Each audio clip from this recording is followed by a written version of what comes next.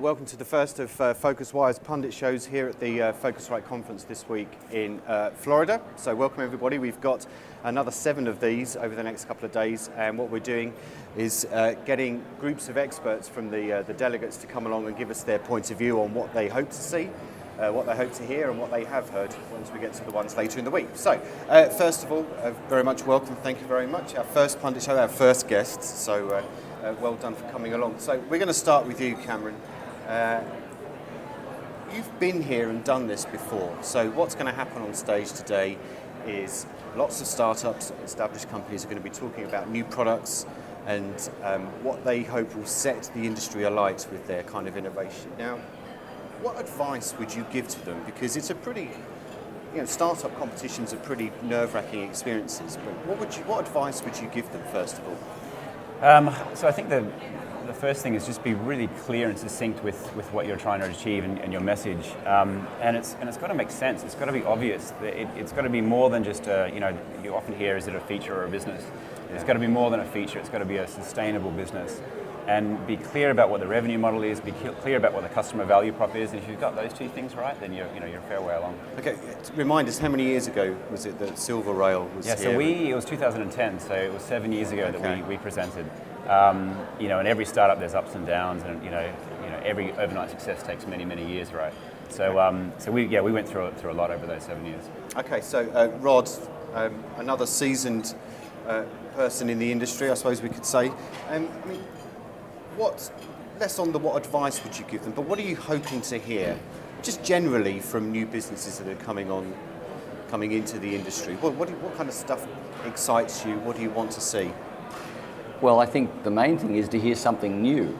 The really surprising thing as a judge at the Innovation Summit is that it's almost as though the contestants get up and they ought to be saying, "Stop me if you've heard this one before." Right. Because often enough we've heard it 3, 4, 5 times before, and it's really it's disappointing when the contestants haven't done the basic research.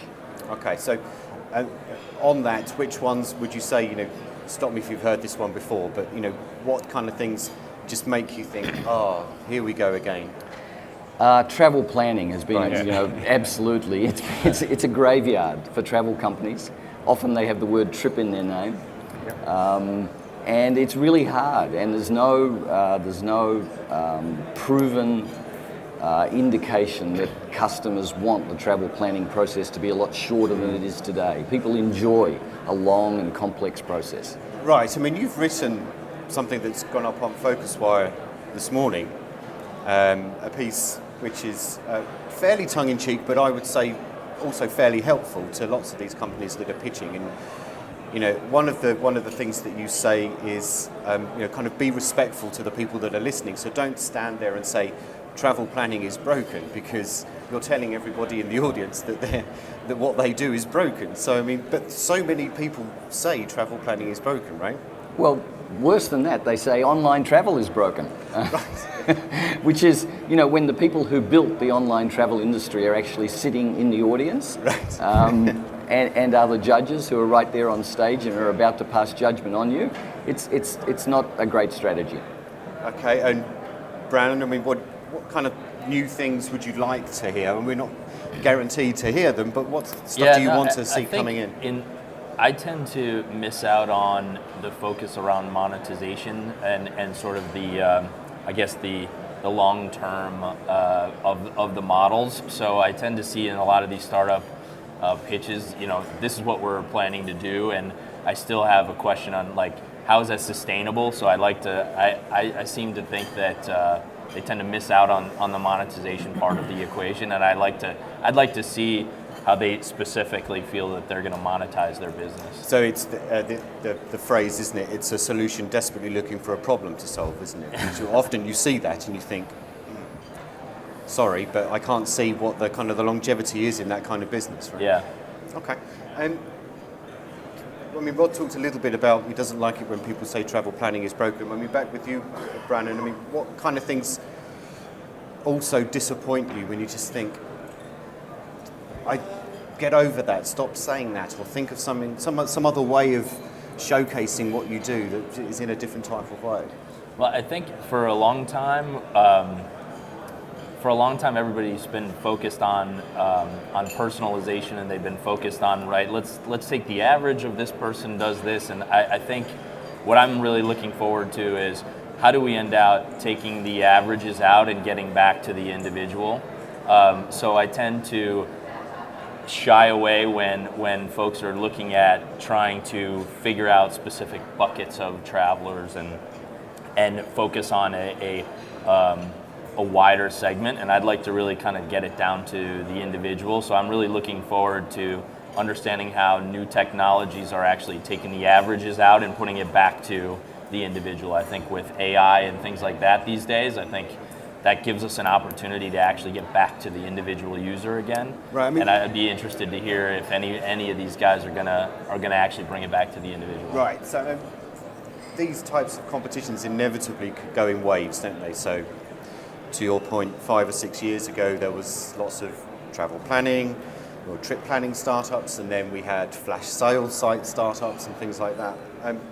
This year and last year is the kind of the year of the AI startup, isn't it? So, does that excite you a little bit about or would you say that it's actually a little bit of hype, possibly? I think a lot of stuff starts as hype, but I desperately want to see how it gets applied this year. I want to see not just ideas and wouldn't it be great if, but I'm interested to see how people are going to turn this into a profitable idea or a profitable business. So there's a lot of AI, there's a lot of chatbots, not so much augmented reality or virtual reality here, I don't think, but I'm interested in payments as well and seeing how that kind of evolves. There's a lot of interesting stuff happening around payments. Is that because it's important to your particular sector? So SilverRail, for those that don't know, is back-end technology for rail connections and distributing tickets. Is payment something that's particularly relevant to what you do then? So I think we're looking to enter into Asia now, and I think as you go into more complex markets where the payment landscape is so much more broad, then I think it's still a high friction point in a customer experience and a customer lifecycle. So I'm always interested in ideas that remove that friction from a purchase lifecycle. Yeah, sure. So and Rod, based on that, I mean, what kind of business would make you, with your Rome to Rio hat on today, would make you sit up and go, we should probably talk to them? What is it? What kind of functionality or technology or a process that would make you think for your business would be worthwhile talking to them? Let me answer that almost in a negative and say that I'm really skeptical about AI. Okay. I think AI is something that Google do and IBM and a lot of other big companies, well, actually not a lot of other companies, but right. Then there's a whole lot of people who have jumped on the bandwagon and they've written some good software that does pattern matching or something like that, and they've decided to apply this cool thing of the moment called AI, and often it just isn't. It's just not artificial intelligence software. Right. So based on that though, I mean, to the question really, I mean, what would be useful to Rome to Rio now? Look, we just don't see enough new things. We see what I would call sort of gradual enhancements, and I guess that's a result of the fact that the industry is maturing. It's 2017, and we've been doing this for 20 years now. So a lot of the great new ideas have happened, and we're seeing gradual enhancements. Let's follow up on that. Are you therefore saying that the new ideas there's going to be fewer of those new ideas now just because everyone else seems to have figured it out? Or? Well, I think that's a natural aspect of the development of any market. Right. Okay, Brannon, would you agree with Rod there? Do you think we're going beyond the days of lots of innovation? No, so I think there's still a lot of innovation to be done, but I think that the real focus has got to come back to the user experience, right, as opposed to the technology.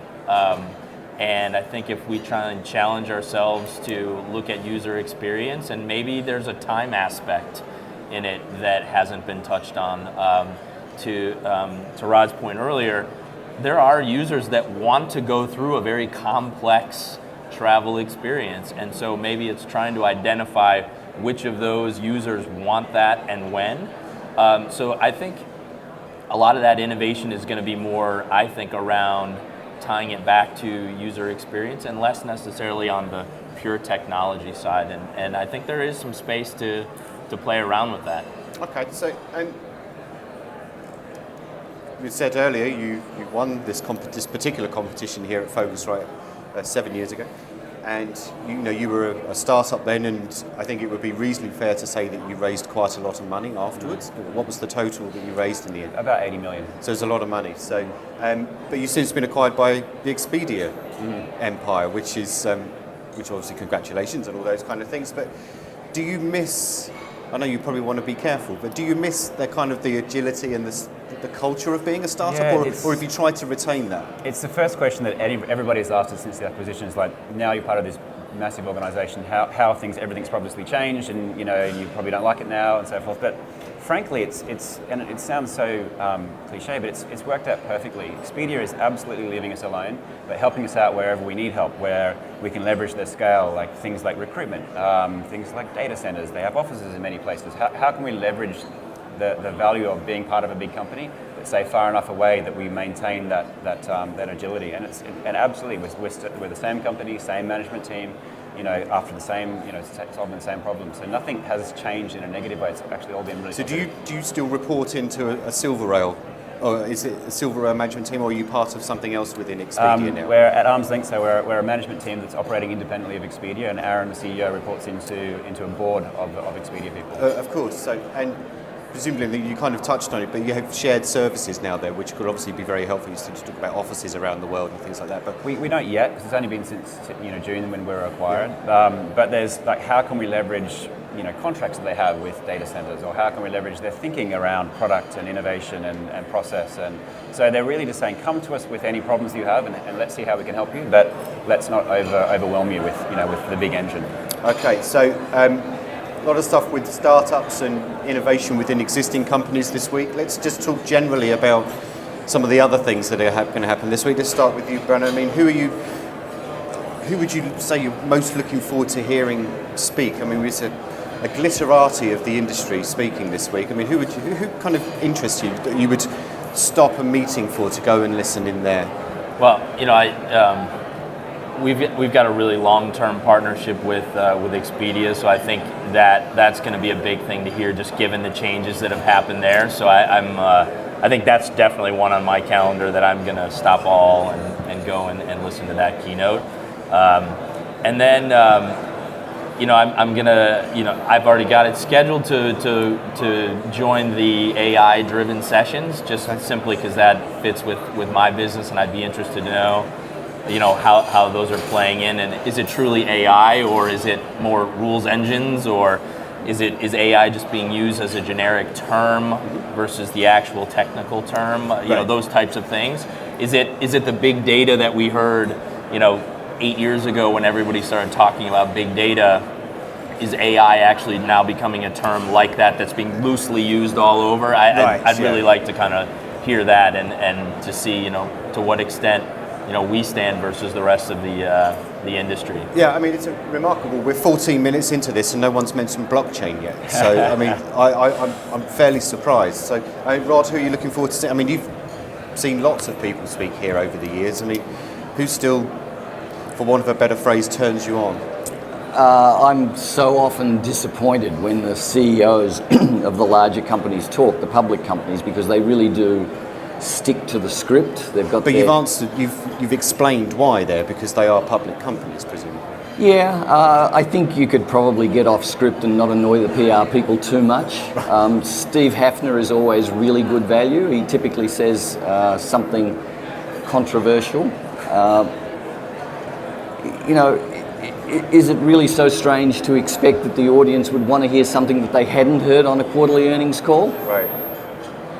Okay. And Cameron, don't say the new boss of Expedia. I would love to see Expedia talk. So predictable, Cameron. No, I'm interested in seeing C-Trip. They're talking about internationalization of their business. That's going to be really interesting. I'm interested in the next big thing. I always like hearing deep talk from Make My Trip. But I would echo what Rod said. I'd like to see someone go a bit off script. It really feels very scripted now. Okay. Often it's not, you come to any kind of large event, it's particularly this event where there's so many people here. And it's often not what you hear on stage, it's the chatter in the corridors and around lunches that you get to hear and learn, not only from a journalist perspective, gossip, which is great, but things that are happening that you think you can be aware of. I mean, what do you think are some of the issues that people are going to be discussing this week? We'll start with you, Rod. Or indeed, what do you hope people are talking about because it's important to you? Well, Cameron and I both hope that people talk about rail a bit more. We've just come You have a vested interest in rail being discussed. We do, but we just came from a conference in Singapore, the WIT conference, and we had two CEOs, one from India and one from Indonesia, talking about the volumes. Indian Railways take 1.4 million online bookings every day for rail tickets. The numbers are just staggering, and they drive hotel sales. It's an avalanche that's waiting to happen. So I think we're probably both hoping that we hear more about rail this week. Okay. Yeah, I think really and I guess maybe this is dear to my heart just from my background in airfare pricing and shopping. Indeed, yes. The decision that Google made to take QPX, out of the market. What do you make of that? I think 2018 is looking for a time where, one of the four sort of major companies in the world, Amazon, Apple, Microsoft, and Facebook, have yet to really jump into the travel space. And I wonder whether this is Google's way of making sure that at least the flight space isn't going to get tainted by taking their public API out. I'm going to be interested to hear kind of what the rumors and the thoughts around, and during the bar discussions are going to be.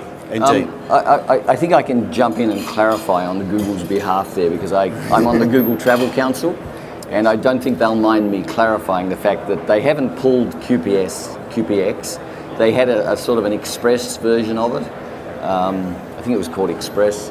That 4 or 5 customers used. It wasn't a popular product. They pulled it, but you can still get access to QPX. Yeah. Never let the truth get in the way of a good headline, in other words. Indeed. Right, so for our last couple of minutes, we're going to play, and these guys have kindly agreed to do this, so it's the PhocusWire Q&A lottery. So there are 30 questions in here. They don't know what the questions are. They put their hand in, and they're going to pass it on, and they're going to answer the question truthfully. So after you, Cameron. Truthfully? Yeah. On a scale of 1 to 10, how lucky are you? I think an 8. 8. Rod? If you could be anyone in the world, dead, alive, fictional, famous, who would you be? I'd be me. There's a surprise, right. What assumption about travelers have you discovered not to be true? Wow. I think that I know what they're looking for. Okay. What industry development did you expect to be bigger? Rail. Well, very good. How soon is now is my answer Well, to that. Oh, this one's upside down and I don't have my glasses on. What did you aspire to be as a child? I wanted to be a race caller. Okay. Brannon? Sorry. Oh.